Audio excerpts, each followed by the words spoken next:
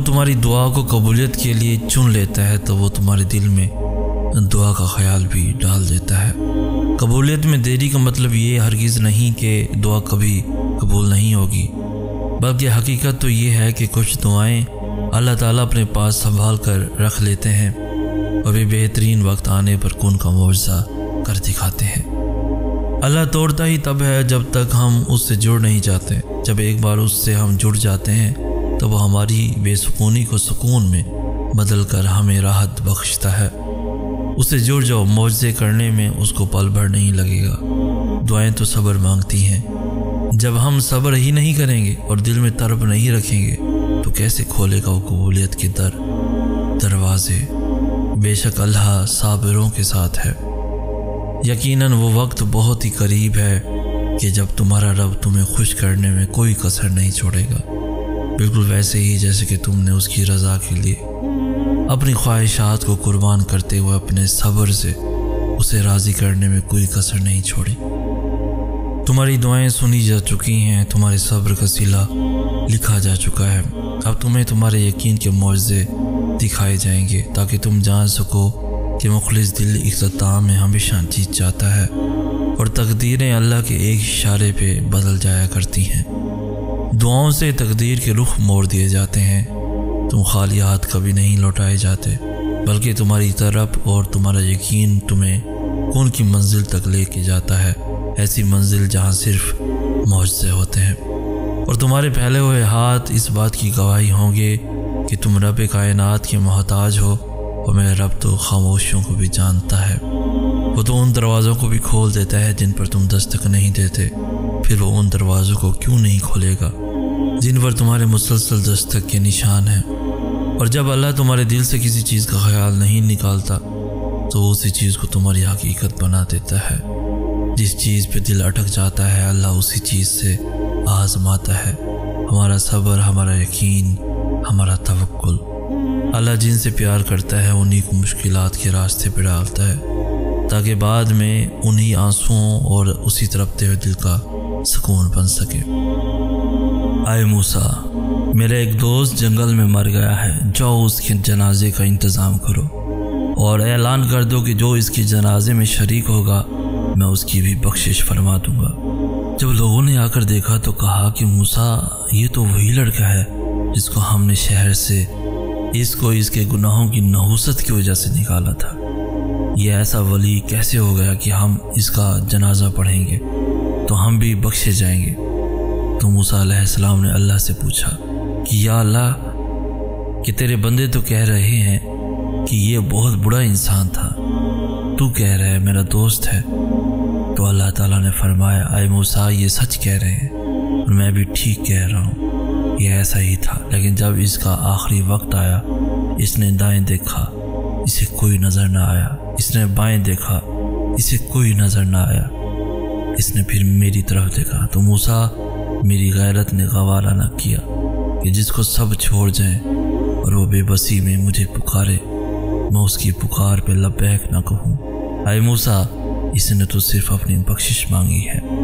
दिल नाराज़ी हो तब भी दुआ के लिए हाथ उठाओ, कोई उम्मीद बाकी न रहे तब भी उससे मांगो। वो जो रात से दिन निकाल सकता है वो ना उम्मीदी से यूं उम्मीद निकालेगा कि तुम हैरान रह जाओगे। ज़रूरी नहीं हमारी ज़िंदगी में बेचैनी या खालीपन किसी शख्स के जाने, किसी ख्वाहिश के पूरा ना हो सकने या किसी चीज़ के ना मिलने की वजह से हो। जब जब हमारी रूह पर छोटे छोटे गुनाहों का बोझ बढ़ जाता है तो वो डायरेक्शन मांगती है, सुकून मांगती है, जो सिर्फ अल्लाह से जुड़ने में ही है। या अल्लाह, इस सरजमीन पर लहू बहाया जा रहा है, खामोशी से किसी मौजज़े का इंतज़ार भी मोहब्बत है। घंटों बैठकर आसमान को तकना, नम आँखों से मुस्कुराना भी मोहब्बत है। किसी को उस मकाम पर पाना जिसका ख्वाब कभी आपने देखा था, फिर उसके लिए दुआए खैर करना भी मोहब्बत है। अपनी अधूरी ख्वाहिशों का बोझ उठाकर किसी की ख्वाहिश की तकमील के लिए उसका सहारा बनना भी मोहब्बत है।